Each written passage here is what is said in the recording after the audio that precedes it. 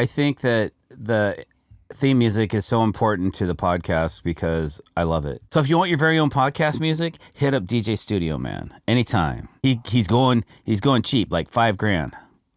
Super cheap. No way, dude. Come on now.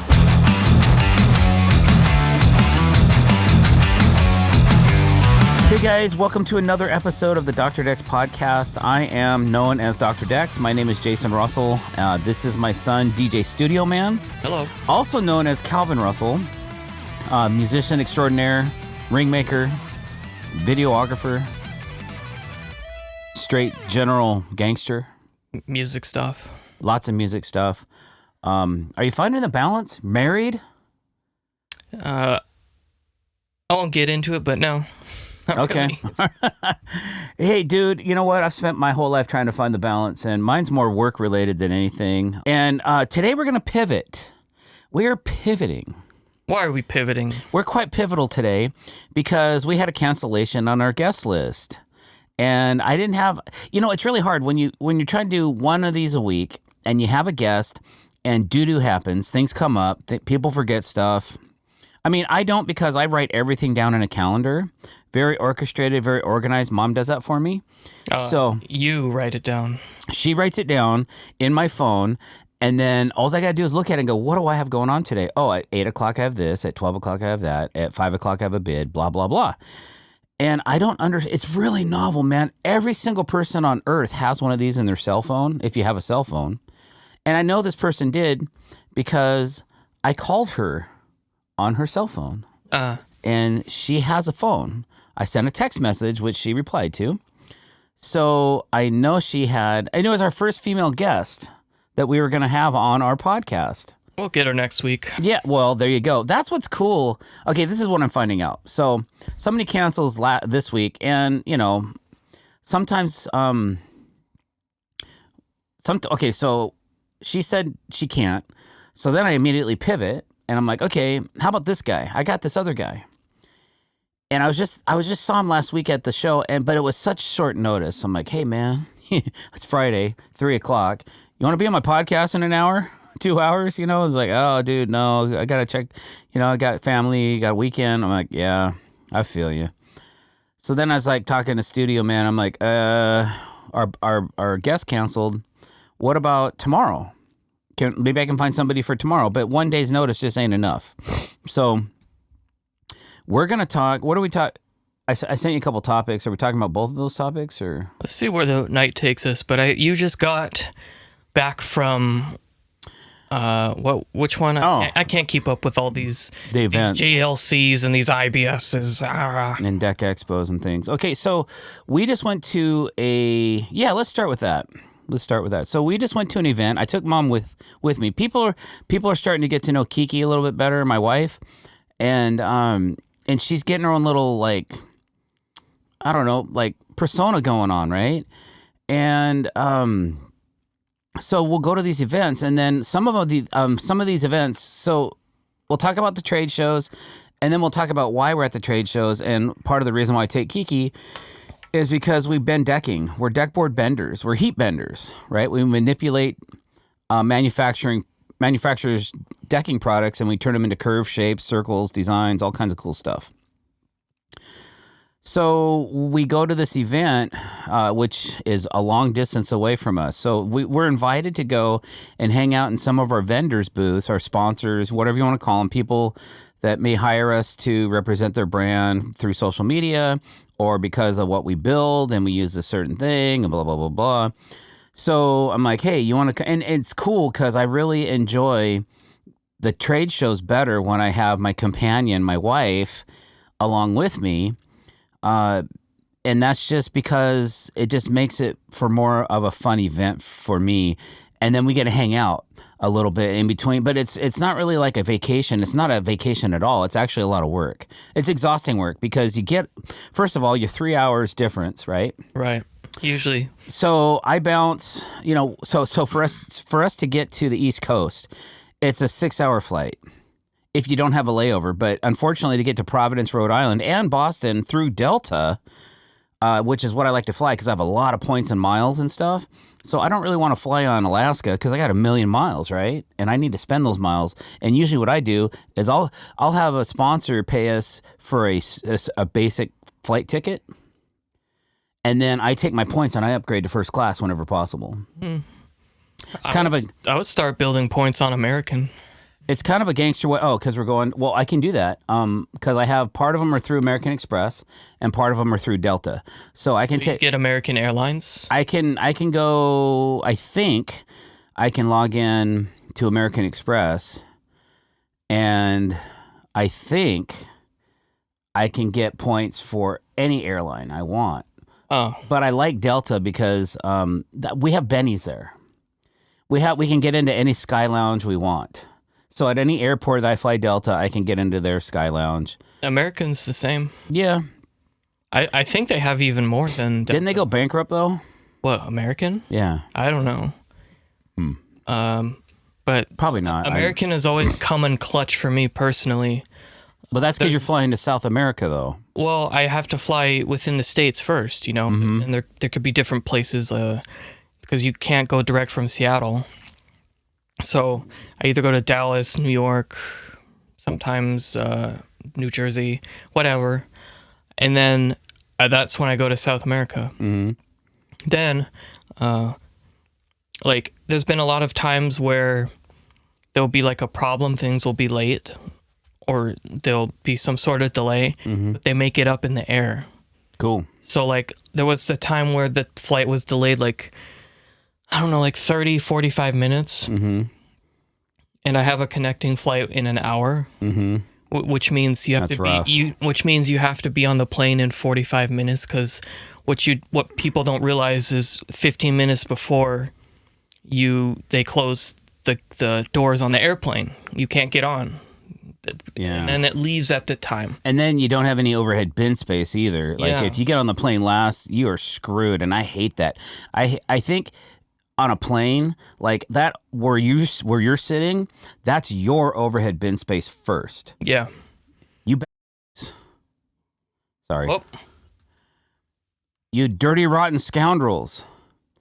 You need to leave that space available to the people sitting in that seat.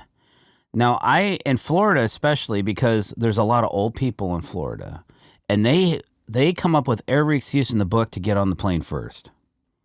Old people do like to do that. They do like to do that. You old people, just wait your turn. If you're in zone 4, don't get on before first class just because you're old. I have a limp too. Okay, I'm just as handicapped as you are, but I'm not getting on the plane first because of my special need, right? And then don't take my overhead bin space. I'm so furious about that. It's such a minor but major thing to me. Because what happens if you put it behind where you sit? You're screwed. Everyone's coming down your lane, so it's like someone might take an extra second to get their stuff, so you're moving, zigzagging in between rows to try to get back to your thing. But what I was saying was, it was 30, 45 minutes delayed, and then we'll arrive 20 minutes earlier than the imagine. I love it. I love it when a pilot drops a hammer on a plane. And it's I was stressing for hours about nothing, but I didn't know that until I landed. I got a story for you.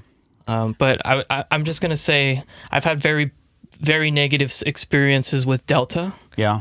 And I don't want, to the point, where it's I don't ever want to fly them again. What about Spirit? No. Frontier, too? Beep. So when I was 18 years old, I flew to Hawaii. I flew over to Hawaii to spend some time with my family. And I left on a separate flight back. I was going back and I was staying with my grandfather. And this guy had a heart attack on the plane. And he died. But nobody knew that. But I went up and I looked at this guy. I don't know why. Oh, I know why. Because it was one of those flights back in the 80s where they're like, if anybody will give up your seat and sit in the smoking section, we will give you free drinks all the way home. And I rose my hand. I was only 19 years old. You said you were 18. Well, 18 or 19. I think I was, maybe I was 19. Okay. So I raised my hand, and this is when I used to drink. and I wasn't even legal. I wasn't even old enough to drink, and they were just feeding me alcohol like it was. I had to sit in the smoking. They used to have smoking on a plane. Yeah. Okay, so I'm sitting back in the smoking section. Weren't the seats wider too? Oh yeah, and plenty of space. There's plenty of space for the smoke to move around you. I've seen some of these shows set in like the 60s, 70s, 80s. Yeah.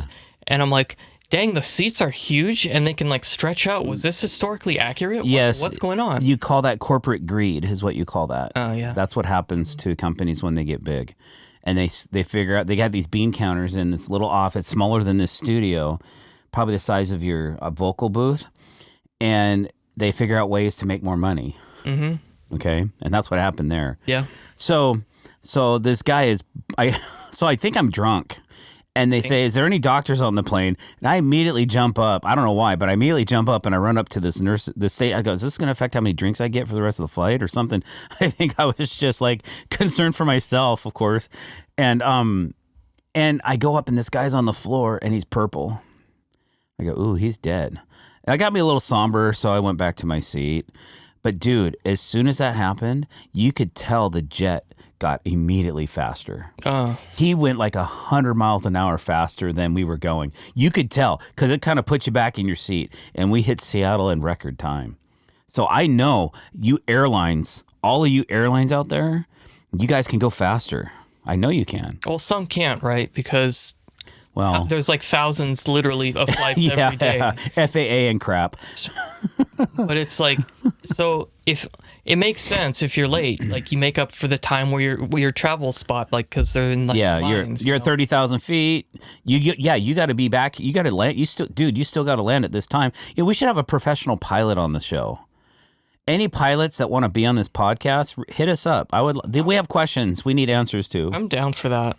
You know, I've actually done work for a couple pro pilots, and they seem like they have now I don't want to be judgmental, but like they really have, not that they're full of themselves, but they have a really important, like this one guy, he would fly to Hong Kong. He had the primo job on the airline.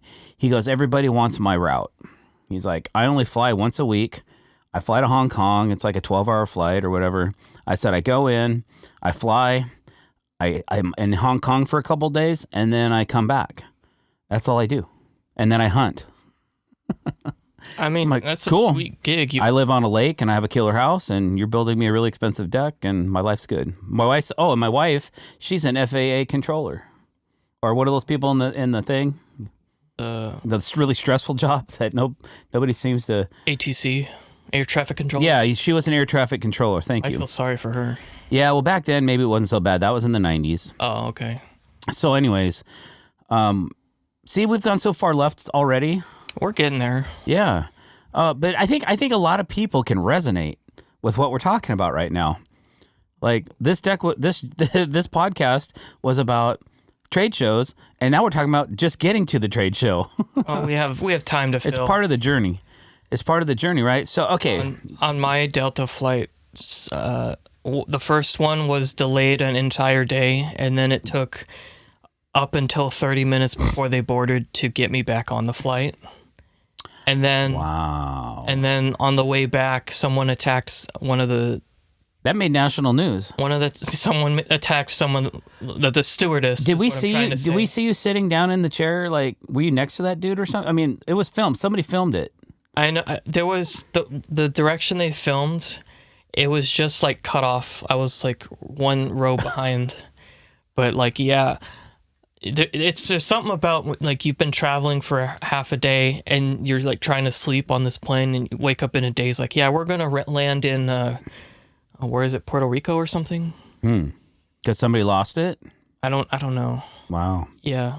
You know, they didn't really know. They're like, maybe he was on some like medication or something. You know, and just so the plane lands, you see police like they're not running but like storming in, and then they take this dude out. And I'm like, oh wow. Well, got rid of the bad egg and off you go. You know what? What? It was Delta. Yeah. Oh.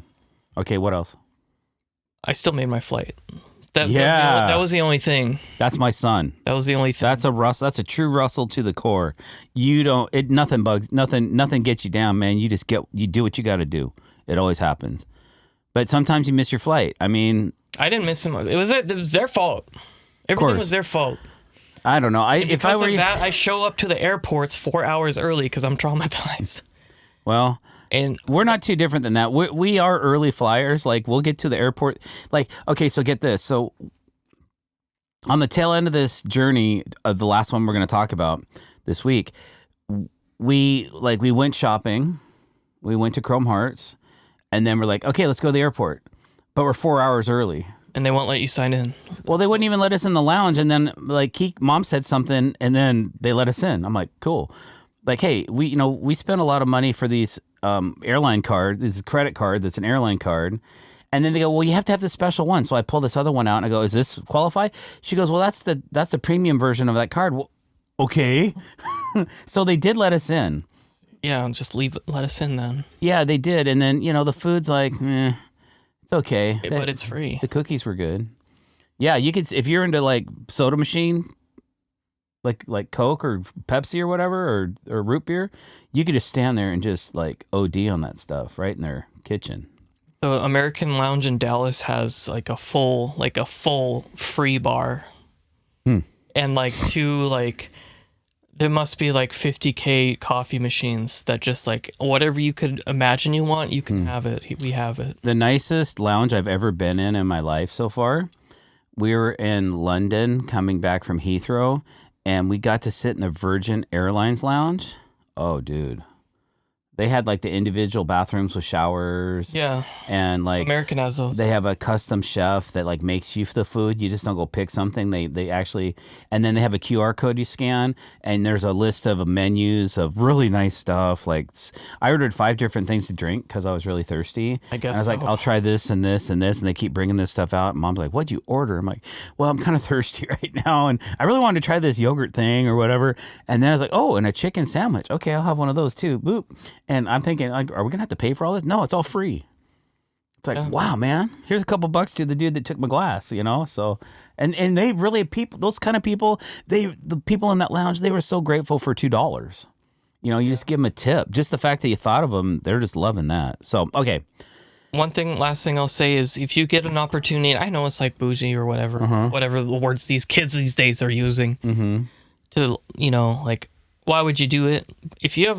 I would say if you have a layover that's more than 6 hours, try to get into that lounge, because there's nothing quite like a shower at an airport. And a nap. Especially after a 10-hour flight. There's something just supreme about that you won't get anywhere else. You've convinced me, Calvin, that the next time we got to go somewhere, maybe we'll try flying American. But we got to get the layover where? In Dallas? Dallas. They actually have 4 lounges. You know what I was really impressed with? About the layovers? So we fly from Seattle. I had to pick a layover spot. We went to Detroit, and I thought, what an armpit, right? But it was the nicest airport I've seen in a minute. Huh. Mom said that the toilets, they automate the toilet seat thingy. So it just rolls around and puts a new one on for you. You don't even have to put one on. Yeah. But I figured I have such a sweaty butt that it would stick to it anyway. So, but at least I didn't have to use the toilet. We didn't need to know that. No, TMI. All right, so let's go. Okay, so we're in Seattle. So okay, to get to the East Coast with a layover, we're gonna land. We're leaving Seattle. Our flight leaves at 6 a.m. That means that's a 3 a.m. roll call for us. So I get up at 3, shower, get all the luggage loaded, all that stuff, and we're at the airport at 4. And then that gives us a couple hours to get through security and all that stuff, plus, hit the lounge. And then, so it's a 3 a.m. So we land. We have a layover in Detroit, which is a really nice airport. Thank you, Detroit, for making that nice. And then we fly off to Providence, Rhode Island. And it's like 4 p.m. their time. So we lose 3 hours, right? Mm-hmm. Okay. So then we get to the hotel, which is connected to the convention center. So we're going to Providence, Rhode Island for an event called JLC Live, which stands for we're 20 minutes in, and here we go. It's like we got there eventually. It took 20 minutes. 20 minutes. I don't know. If you didn't like that airport segment, too bad, because I thought that was pretty good. Leave a comment below and let us know what you think. So give us your airport stories. Yeah. So usually before a show, I'm contracted to make an appearance here, there, everywhere. At this particular show, I had like 5 or 6 vendors that I was supposed to make appearances at. So, but I wanted to hit my main sponsors up first, like TimberTech. I wanted to make sure, I wanted to see the layout of the booth. I wanted to see how it was coming along. So we get to the Omni, which is connected to the Providence Convention. I can't remember the name of it. Providence, Rhode Island Convention Center, something like that. And so we have somebody get us our passes. So we meet. Actually, we walked right in. Like usually they kind of check and make sure you're legit before you go in. But for some reason we were able to hit a door that nobody was monitoring. Somebody had to use the bathroom or something. So we walk in and we find our guy Jason, and he gave us our passes. And then we checked out a couple booths that we were going to be at. We kind of walked around and got a lay of the layout.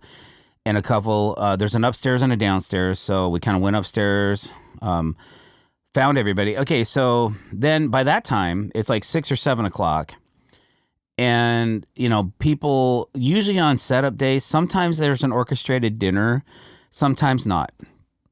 So I think we were on our own that night. So we just ended up like getting something at the hotel for $50, or whatever it is. It's not cheap. But we didn't feel like going out and exploring the town. We just had traveled like from 3 a.m. Yep. So, which is at 7. So it's like 4 or 5 o'clock our time. So we've been on the road for over 12 hours. So we crash out. We unpack. But we're only there for 2 days. Well, we left on a Thursday night. The show was Friday and Saturday, and then we left Sunday. So we did the show.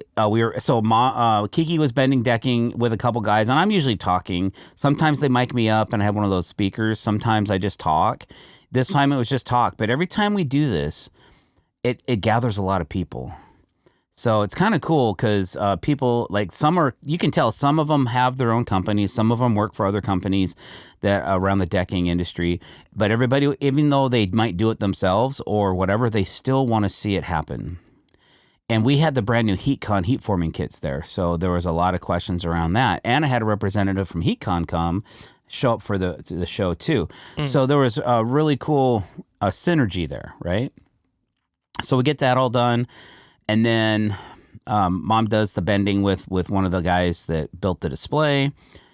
And then we talk about it. And then our time's up there. We go like 2 hours here, 2 hours there. And then we have an hour. So the show was 8 hours the first day, and it was only 6 hours the second day, which limits how many booths we can be in a single day. But, we were with, let's see, we stopped by Regal Ideas, said hi to them for an hour. And then we went to TimberTech. And then Outdoor was there with their aluminum framing system.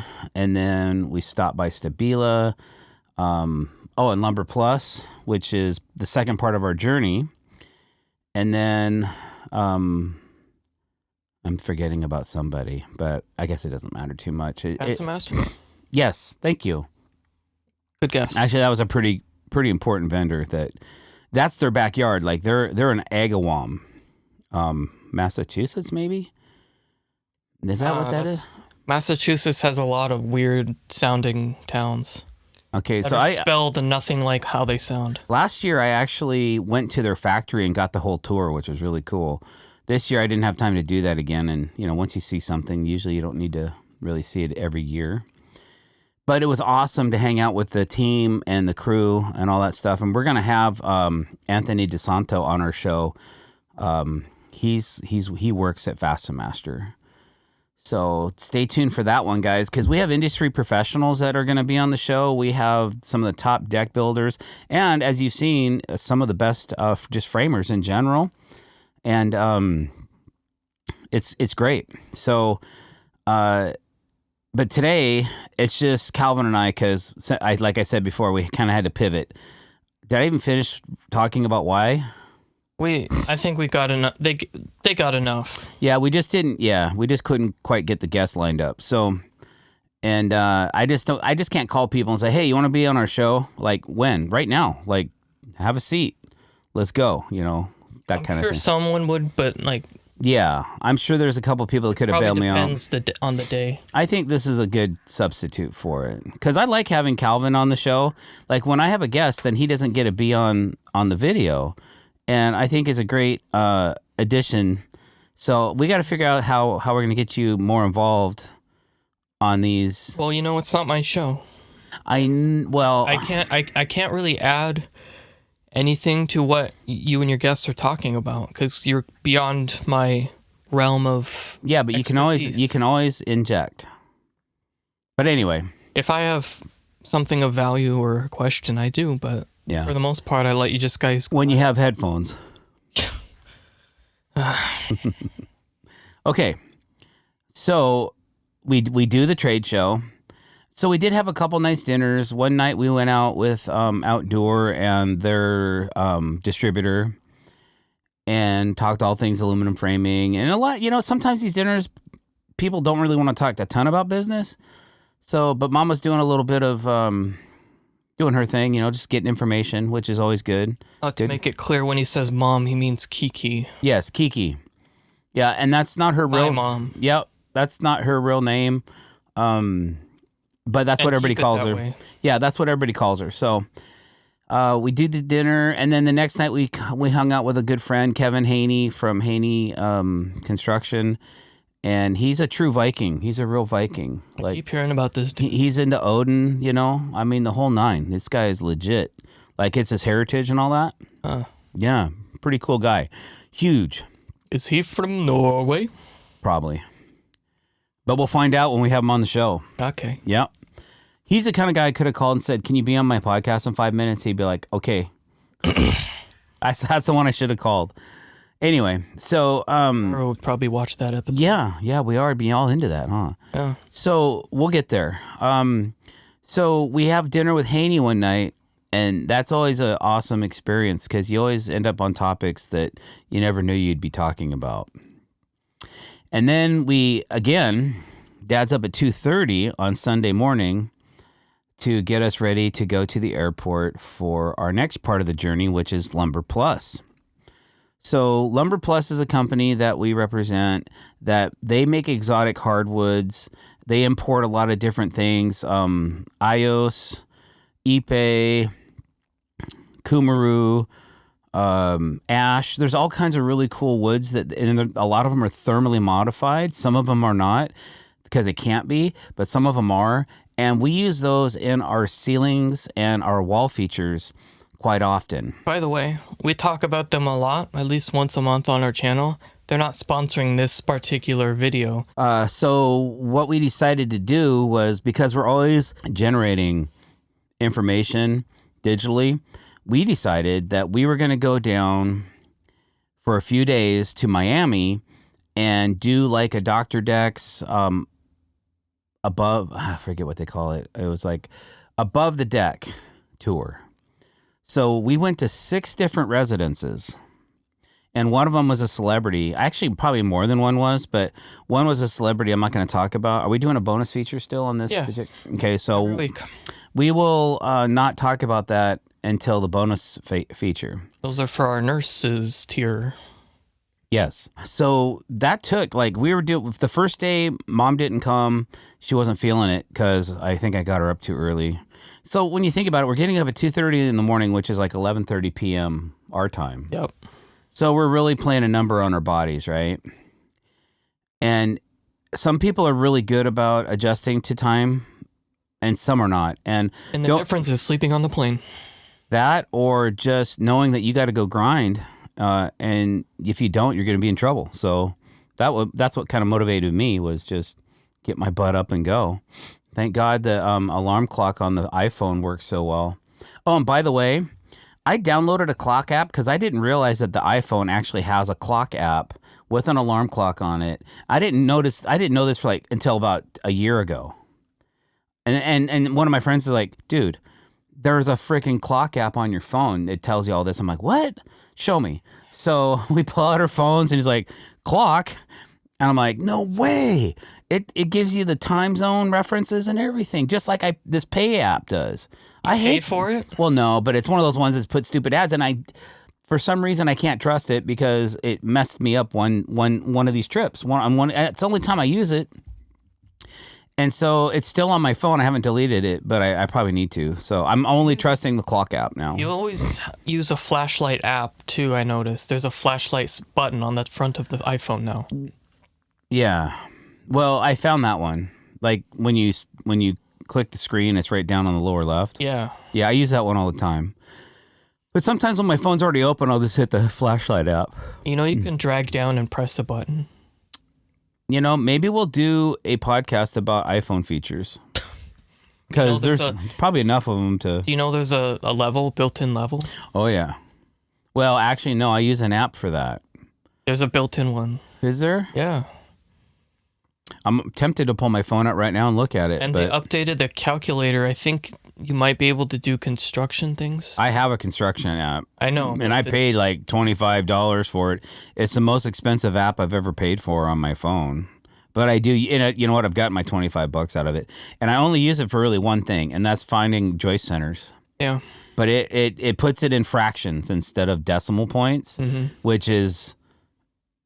So, I don't even know what the word is, but it's mandatory that for me, because I don't build in metrics. I don't build decks in metric.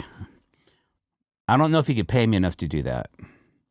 And a bunch of people just got pissed off. But let me ask you a question: how come in Canada, a foreign country from us, how come they have a metric system, but they don't use it for measurement? I don't know. I didn't know even that. And then I got all these people in Europe going, dude, you're archaic. I'm like, yeah, build this, then tell me that. So anyways. How can we were born here. That's what they taught us. I know. It's not my fault. By the time you can be able to realize and complain about it, you're an adult. And you already know it. We came up with our own fractional system on the job site to minimize mistakes, because 16ths can be a little monotonous.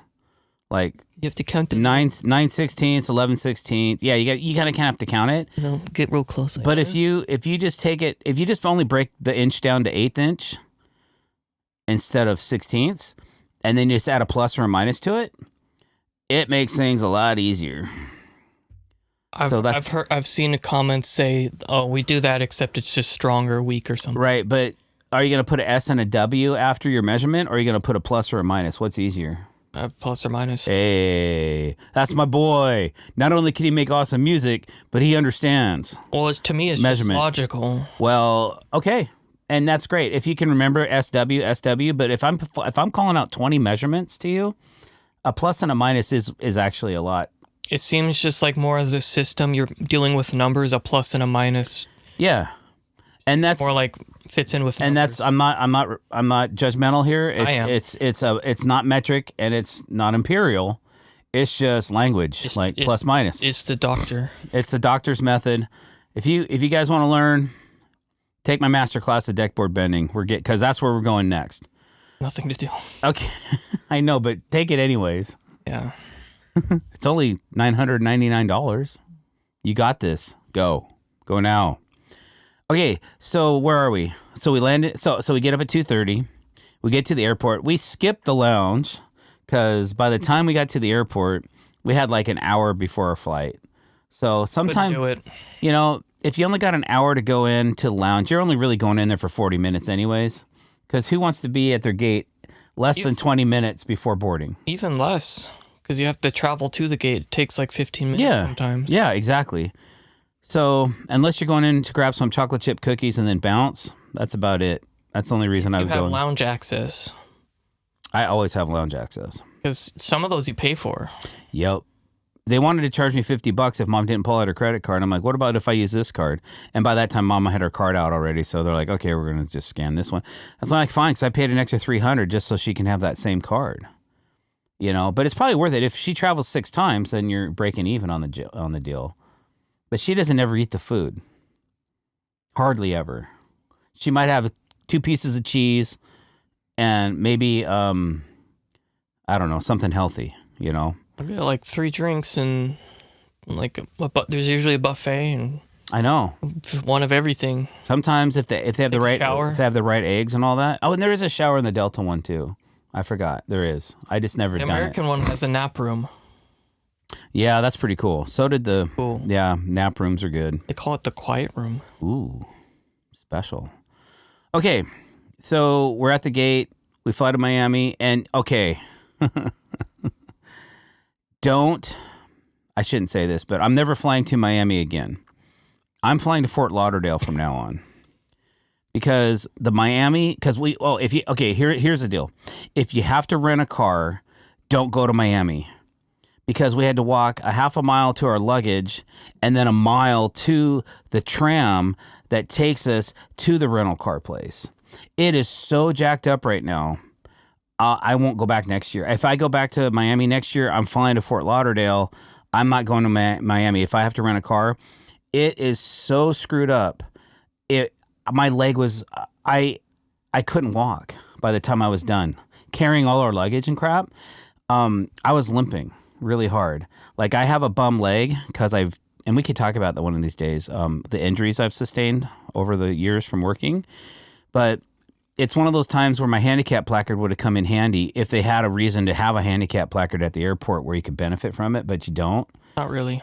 And you know, everybody looks at me because I don't like have a fake leg or anything. So every time I sit down in a handicap chair at the airport next to the gate, I feel like I'm being judged.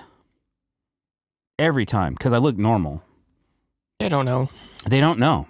You'll never see these people again. And Mom's like, so what? You got to pull out your handicap card, which I carry on in my wallet all the time now. So I have a handicap card.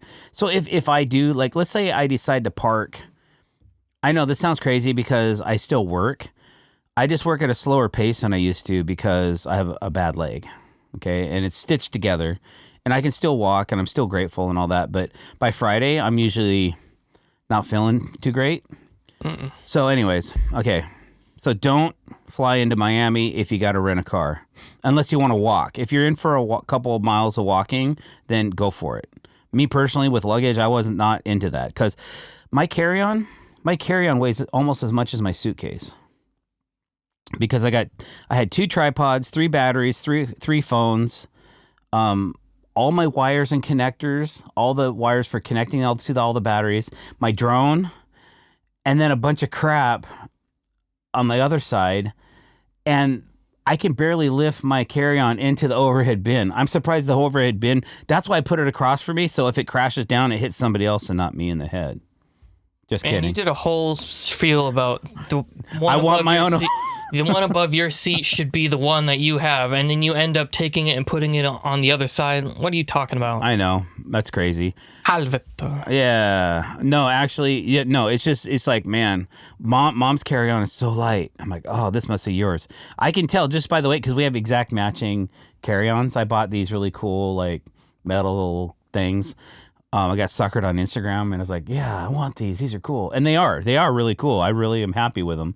But, you know, those Instagram ads will get you almost, you know, if you let them sucker you in. But this is the top number one selling portable carry-on in the world. I'm like, crud. I'm looking at it. I'm like, Oh, it's got a built-in cup carrier and a little handle for your iPhone for watching movies while you're sitting in the airport. And you can charge your batteries on it and all this stuff. I'm like, okay. And it's cool. Oh, and it comes in black? Buy now. You know? I was like, I got to get Mom one for Christmas. You know, why not? And so that wasn't a curse. I didn't curse. That wasn't cursing. I'm being safe. Okay. I have one that like folds out into a closet. Yeah, that's kind of cool too. If you're gonna pack clothes in it. That was useful. I mean, I took the one I had before was just a normal one, but when I got this one, it like, because it's like I traveled to when me and my now wife were living in separate countries. She's in Brazil. When I'd go to Brazil, we would travel to different towns within Brazil. You know, and only like maybe we'd visit here for a couple days or, you know, whatever. And I could leave my big suitcase at where the main place we're staying, take the small one for me and her. Cool. So we'd have enough clothes for those days. Just one carry-on. Yeah, I couldn't fit anything else in my carry-on because it was full of electronics. And on this trip, actually, I wasn't sure if I was going to use all that stuff, but I did end up setting up some time lapses and some tripods and different scenarios and stuff. So I was glad I had it, but man, is it heavy. Okay. So we get to Miami and we do this tour and we're running and gunning. Like day one, like I said, Mom didn't come, but we were on this, and I just can't believe the wealth of this place. The salespeople set us up with these builds that these people are using these exotic woods in, right? So the first one's on a 44th floor penthouse on the water in Miami with a killer view, and I was just like, with a deck? Yeah, there's an outside part of a deck. The decking alone took them 3 days to get it up the elevator and into position inside the house in this little room before they exit onto their outdoor deck and pool. 3 days. Just 3 days just to get the decking alone, not the framing, just deck boards. Huh. And they were composite, so they were really heavy. I was like, ugh, yuck. They couldn't like crane it up there or something? No, it was probably too tall. So we go tour that, and it's hotter than mother out there, you know, and I've got a skull cap on. So I've got a tan line. I don't know if you can see it. Can you see it? I can. I don't know if the camera will. Can you guys see it? All right. So I probably should have wore a hat, but you can't really wear hats when you're on video because it shadows your eyes and you look kind of like we've learned. Like you're doing right now? Yeah, exactly. It looks like this. I can't tell because I can't see a screen right now. But so then we go for a couple more days, and day 2 we went to 3 residences, and then day 3 we went to 2 residences. And then we were supposed to film some stuff at Lumber Plus, and we did that. And one of the residences, Mom found out who it was a celebrity house, and Mom found out who the celebrity was. Huh. It's like, how'd you do that? And she goes, somebody let it slip. I'm like, ooh, good info. They wouldn't let us inside the house. We only shot outside the house. And then the last day was a free day because they wanted us to come back. I'm like, guys, sorry. I'm tired. And 2, I promised my wife we would go shopping. So that's exactly what we did. We went to this little Cuban joint that we really like and had a quick appetizer. Went over and saw our friend George at Chrome Hearts Miami. Thank you, George. He, get this. This brand is so exclusive that I've been to 6 locations and they're like, we will not make you a wallet chain. Sorry, they're banned. We can't do it right now. We're not allowed. I was like, I just want a wallet chain for my wallet to hook to my pants and hook to my wallet. And they're like, nope, we're not allowed. I'm like, really? So Hawaii, let's say I was in Hawaii, Honolulu, they wouldn't do it. Vegas, all 3 stores, they wouldn't do it. Where else was I? Somewhere else. Huh? New York? They wouldn't do it. So I go to George and I'm saying, man, I'm really frustrated. Nobody will order me a wallet chain. He goes, why not? I'm like, because they say no. He goes, that's ridiculous. Come on, let's get. So we get online. He's like, here's your options. What do you want? So he let me order one. So in 6 months, I'll have a wallet chain. 6 months? Yeah, 4 to 6 months. It's all hand custom made, each piece. Have to prepay for it. I get it. So it'll be, it's kind of like, how long did it take you to get your guitar? 2 years? Yeah. All right, so 6 months ain't so bad, right? Takes me a couple weeks to get rings done. Some rings. Yeah. So there you go. So we found a couple pieces. I think I bought this hat. That's what I got. And then what's that? I don't have anything. Oh, sorry. I'm not into that though. Yeah, if you were, maybe you would. Buy me a pedal instead. That's what I'm into. Well, I wasn't at a pedal location. Besides, I don't know. Yeah, You would never go to one. If you're not into it, It's fine. Nobody knows what it is anyway, so it's just something that Mom and I are into that That's not true. We really appreciate. There's been a few times where people are like, nice this, nice that. Yeah, actually, I was at the airport, and this kid really liked my shirt, and he came straight up to me, man. He's like, dude, your shirt. And I was inspired because he's like 12 years old, right? And he's like, what do you do for a living? I was like, I build custom decks, man. And he kind of looked perplexed. I go, pull out your phone. So he pulls out his phone. I go to Instagram. He goes to Instagram. I go look up drdecks. He does that. I go, now click follow. And he did. And I said, this is what I do. I said, scroll for years and you'll get a gist of what I do and why. And I said, I said, you like my glasses too? Because I was wearing a pair of Chrome Hearts. He goes, no way, they have. I'm like, yeah. I said, there's, and I didn't go any further than that. I wasn't gonna go, oh, you like my hat? You like my wallet? You like, I just wasn't like, the kid inspired me to like share my information with him because. And gain a new follower. Hey, for life. And I don't know. I lose right now. Right now, I lose your points. I lose more than I gain right now. So I don't know if it really matters, but it was a cool experience. It really was. It was, and it's all about a brand. And so I think you're right. I think it's becoming more known. It's coveted, but I don't know. I was into it before rappers and movie stars and everybody else was repping it. So I'm old school, and that's why George ordered that for me because he knew I wasn't going to go down the block and resell it for more money. I'm not going to do that. I'm going to keep it.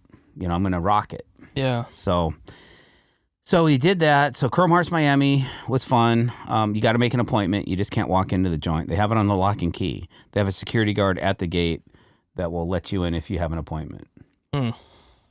It's very limited on how many people they will allow in the store at any given time. Yeah. So kind of an exclusive thing. But then it was off, and then we had a rental car. So because of the experience that we had getting the car, we knew we had an hour before we could get to the check-in counter at Delta. We knew we had an hour of returning the car and getting to not even through security, just getting to so we could check in our bags. We knew it. So off we go. So it's, it's early still. It's like 1:00. Our flight doesn't leave till like 5:55 or something like that. And to prove your point, Calvin, our plane actually didn't leave until 6:30, but we still landed on time. Yeah. But we did have a headwind. The flight was scheduled for 6.5 hours. I'm like, 6.5 hours? Man, for a return flight, I get it. Usually it's around 6 hours, because you come down in about 5.5 hours, but because of headwind, sometimes it takes longer to fly home back to Seattle than it does from Seattle to south. So we're like, okay, cool. But they still made it on time, even though we were leaving late. So back to the airport, got rid of the car, huffed our luggage to the tram, and then to the gate, which was just ridiculously a long distance away from where the tram dropped us off. The cool thing was security was right next to Delta. And we are TSA certified. We don't have World like you do, but we have TSA certification and we're pre-check and all that. And we have clear. So we bumped all that and got us right through security, which was kind of nice. And they were looking at something. Usually on the return, for some reason, out of Seattle, they never check my luggage, my carry-on stuff. But usually when I'm coming home, there's something in there that they got to look at. I was wondering, you take all that stuff, do they stop you at TSA? I'd say it's a 50-50 shot. Usually I got 3 or 4 iPhones in there. I've got a couple tripods, a drone, and all this electronics crap. So they look at it really hard, and I could see that they're like twisting their heads sideways, and then they're talking to you. There's 2 of them, and they're both looking at the same screen, and she has her head cocked. And then I don't know what it was that they found, but they realized, okay, we know what that is, and then my bags came through. So it sat there hovering in that little cubicle that you're not supposed to put your hand in, So everybody's waiting for you, and it says, "Do not put your hand in here, or we'll chop it off." Yeah. But you're just wait. It's like it's already been through. My bag's just sitting there, and I want it, and I can't have it because it hasn't rolled past the imaginary laser beam lightsaber that'll cut your arm off if you put your arm up in there. Right. You know? So back to these. What was the point of you going to all these places? So you said it was to film some stuff. Well, JLC Live was a trade show. Right. And then we flew to Miami to do content with Lumber Plus, and that was more of me introducing people to above a deck. So we're not looking at the floor, we're looking at the walls and the ceilings. And these houses did not disappoint, man. I'll share some images if you want to toss them on the... Is it going to be like a web series or videos? Yeah, it's going to be like a web series. Oh, okay. Yeah, so I think we got like enough for 6 different series. Episodes? Like, episodes. Yeah. Do you have a whole film crew and all that, or what? Well, we had one guy filming, and we used my microphones that I brought. They had some, but I just had them available, so... And then Marcelo, he's like the creative director. He's in marketing for Lumber Plus. Both these guys were. So the gentleman filming and this other gentleman. So there was those two, me and then Kiki came along too. So she kind of helped me stay on point with some of the commenting and other things that the guys keep forgetting about, that she was like, hey, you didn't remind to get a signed release from the homeowner, which is kind of important. Yeah. And she did that 3 times while we were there. And he's like, oh, what would I do without you? I'd be in so much trouble with marketing if I didn't come back with these papers signed, you know? And it's just like, dude, get with it. But we were all tired. I mean, it was a lot of freaking work. So it could be like 1 or 2 houses might be half an hour apart, but some of the houses were an hour apart. And I don't know why they did it this way, but they stretched it out so that we were like, the last house of the day was the furthest away from where we had to go back, which kind of sucked. Because like we're driving further away from our return location, so that like the last house we're at is the furthest away. We should have gone there first so that we were closer to... But anyway, it just ended up... Marcelo! Yeah, Marcelo! You know Marcelo. You've met him a couple times online. I'm joking. Yeah. If you ever watch. And Andre. It was Marcelo and Andre were the 2 gentlemen. Andre was running the camera. And it was interesting because they had a A7X Sony. And that's like a step down from this camera right here. Actually, no. It's not? No. It's the same? It's the same. Oh, it's pretty much the same. With a different box. Okay, fair enough. So they rented that for the trip, and they rented a bunch of lenses and filters and stuff. And they said, it doesn't make sense for us to own this because we only do this once or twice a year. You know? Well. So I was like, well, cool, man. So they went ahead. We got all that shot. I don't know when it's going to be cut or edited or when we can like show links to it or whatever. But besides that. Send it my way. Yeah. Work. I told him that. I said, next time we could have Calvin come and help shoot. You know? Second angles. Only if my wife can. Well, we'll figure it out. We got to figure out the schedule. So, that was a trip. It was all work. Because the last day we spent 2 hours at one designer store, and that was it. Not even 2 hours, like an hour and a half. So, now we're back, and it's the weekend. We came back, and then the next day we bent deck boards for our project that we're on right now. How much do you have to pay to get into these places? I don't have to pay anything because I have a credit card that gives me access. To the shows? Oh, to the trade show? Most of the time, I think you can get a ticket to get in from one of your sponsor, or like let's say let's say I don't have any. No, that's what I meant. Like if you don't have a sponsor, the sponsors will still put out, hey, click here, sign up, and we'll give you free access to the show. So I don't know if anybody ever pays to get in, but I think it's like $25 if you don't have online access and you can't get onto a web page with, like, let's say James Hardy or TimberTech or somebody like that says, hey, if you want to come to the show, we'll pay for your entry fee. You just got to go online and fill out a form and then go to ticketing when you get there, and they'll just give you your pass. Okay. Now, what I like to have full access when I get there which means I'm asking a vendor that's at the show to please give me one of their vendor passes for Kiki and I, so that we can get in early, we can stay late, and we can get in pre-show. So we can film whatever we want, talk to whoever we want, and scope things out. So I always have, now the coolest pass I've ever had before at IBS was a press pass. Because a press gets you everywhere. That gets you everywhere, and it also gets you in the special press room where they have like treats and snacks and internet connections and all kinds of cool stuff, and a place to chill if you need to. Yeah. So, but it hasn't been on our priority list lately. I am a published author with some magazines and things like that, but I haven't really done that flex and then because what you have to do is you got to get the publisher to submit paperwork proving your claim. Mm-hmm. And if they're not willing to do that, then you're out. And the current magazine that is for our trade, I don't think they like me very much. So I don't think I would ever go to those guys and say, "Hey, can I get a press pass?" Because I don't think they'd give me one. I just don't think that that's a thing. Like, not everybody can like you, you know. And they're definitely one of the groups of people that don't. So the other thing that I was going to talk about for this episode was deckboard bending, but I think we're like out of time. I think it could be another episode.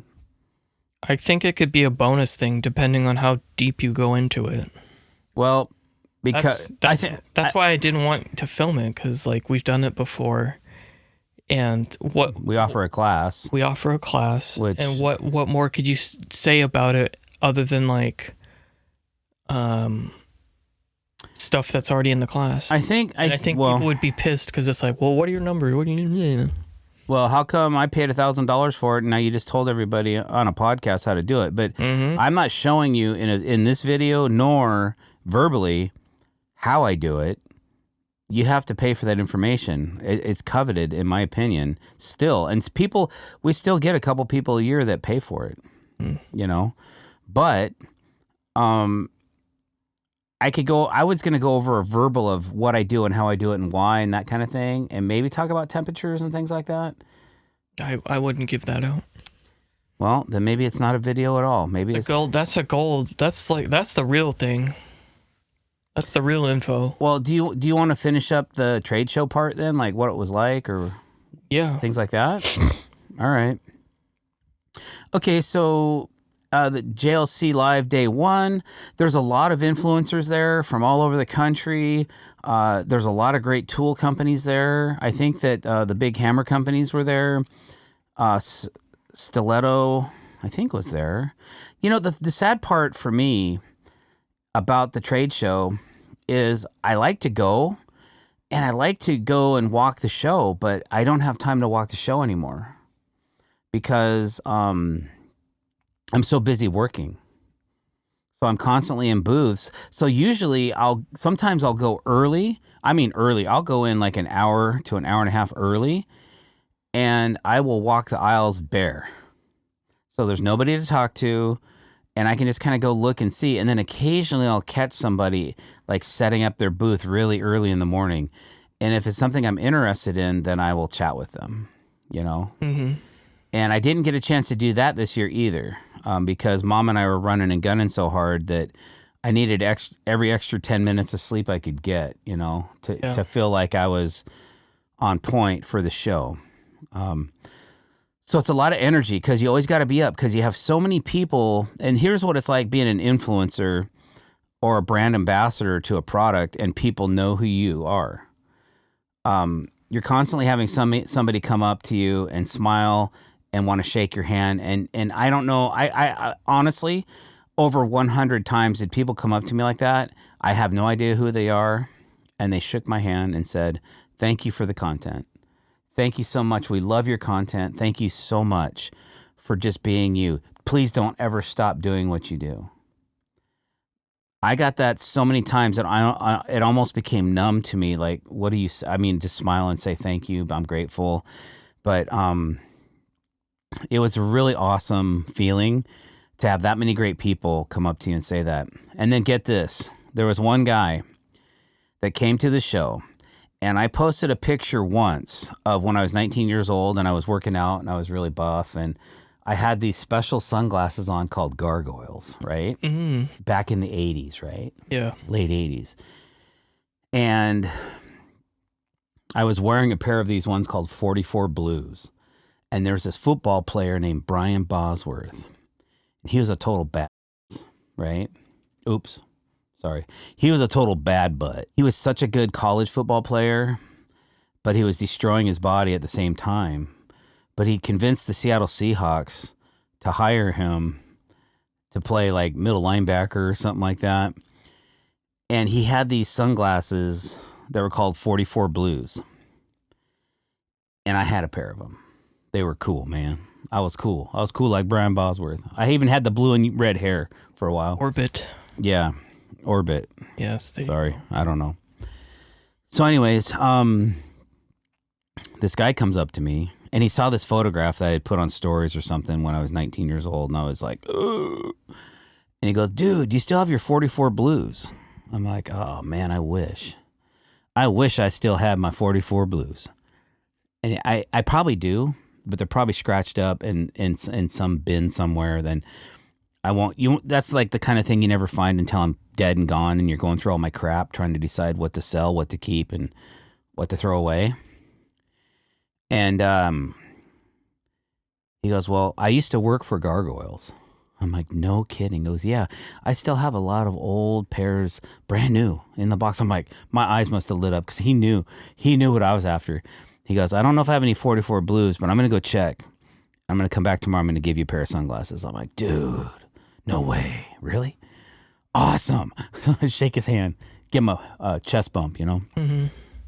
The next day he comes back. He's like, hey, doctor. I'm like, hey, man, I didn't remember. I just met 3,000 people, and I didn't remember who he was or what he did until I saw the box. I'm like, until he was getting something for until you. he was giving me something. Then I remembered him. Like, oh yeah. But it was like, he goes, hey man, I didn't find a pair. He said, you can't have mine. I'm like, yeah. He said, but I've got these really cool safety glasses. They're crystal clear. I'm like, no way. Those are Gargoyle safety glasses. He goes, yeah. I go, those are big. Can I say that? Oh. That's what I said, though. I go, those are so cool. So he gave them to me. And he goes, and check these out. Brand new pair of black Gargoyle sunglasses. Still in the box, still in the case, still have wrapper on them. From the 80s? Yeah. I'm like, do I even want to wear these? I was like, oh, man. And then he goes, and I don't have the 44 Blues, but I have this smaller pair of blue Gargoyles that kind of were a smaller version of the bigger ones. And I just took them because I'm like, yeah, man. I mean, I'm grateful. So he gave me 3 pairs of glasses. And I was like, what do I have for you? Oh, and that's it. So I was at the Fasten Master booth. Mm-hmm. So I was like, you ever use Fasten Master? He's like, yeah, all the time. I go, you want some free stuff? He's like, sure. So I'm like, hey, Sean, come here. It's like, give this guy everything he needs. Like, so they went through and they started just shopping inside the booth, and they're giving him all kinds of stuff. So he reached out later and thanked me for the product because I got him hooked up with Fasten Master product. I'm like, are you kidding me? Thank you for the sunglasses. I'm so grateful. I said I will tag and definitely let you know when I'm wearing them. Like, I'm going to wear those clear safety glasses all the time because everybody's going to be jealous because you can't get them. You just can't. You cannot get. Well, you might be able to find them on eBay, and that's what he said. If I wanted another pair of 44 Blues, I'm gonna have to go to eBay and probably pay $500 for them. So I'm like, probably not. Maybe if they're Chrome Hearts, I might. But anyway. Okay. So that was an exciting part of my trip, but I think the best thing for me is like, so I'll be contracted, let's say, okay, so I have an hour at Regal, 2 hours at Outdoor, and then at 11 to 1, a 2-hour stint at TimberTech, because we want to do the premium time slot in the most impressive thing that we do, and that's deckboard bending. So Mom was bending boards in the booth inside of a jig, and then I did some freeform art with a friend, with my Viking friend. Yeah. And we made a knotted table. Like we tied a deck board in a knot, and then I brought it up and turned it into like a part that stands. So like a freestanding little mini table because it was just a narrow board. And then we took and we wound up a piece, and then I stretched it out into like just a sculpture. And those were two of the most interesting things inside the TimberTech booth. People kept going up and touching them and wanted to like, oh, look at this, you know? So it was kind of fun. Next time, get your Viking friend to make like Mjolnir, the Thor's hammer or something. Huh. All right. Well, you give me a design and we'll try to make it. It's a hammer. You know what I made one time? I made this part that wrapped around my arm, and it had a sharp end, so it looked like a weapon. So when you put it on, and you could grab onto it, like you could really jab somebody with it and really hurt someone. It was like seriously a weapon. Yeah. And I didn't even mean to. It just ended up that way. And so I had it at a trade show, and I'm like walking around with this thing like I'm some kind of like mercenary or whatever. And people were just digging it. So I think if I made it out of dark hickory though, and really put a sharp point on it, like people would probably pay me for that. So I don't know. Get your PVC knives here. Right. Impalement, you could use it as a digger in the garden. It's a garden digger. Yeah. Or a stabber. Ugh. Okay, and so I gave TimberTech our premium time slot, and then after 1, things kind of dive off. Sometimes people go to lunch, that kind of thing. So day 1 though is still really popular. So after 1 o'clock, it dives off a little bit. We went over to Lumber Plus to hang out with them, just to talk about wall features, and still had a few people coming in, saying hi and all that. It's always cool when you draw people into a space that you're working with that client or whatever, and then it just puts more people in the booth, Mm-hmm. And then we ended the day at Stabila, and they were upstairs, so I shot some videos with those guys, and then my friends from Squidjig were across the way. I don't work with them, but they're just cool people. Sven. Get your limited Dr. Deck Squidjigs set the... Oh, yeah. Yeah, see how that... The back stock. Segued in. So he got rid of all his. So realistically now, the Squidjigs we have left, that's it. There is no more, and there probably will not be any more after that. So these are truly limited edition Squidjigs. There's like 15 left. We have 15 left? Yeah. Because I kept a bunch because I was doing some stuff at work with them and thinking I was going to use them. But I do have a couple more sets. How much are they? Like $50?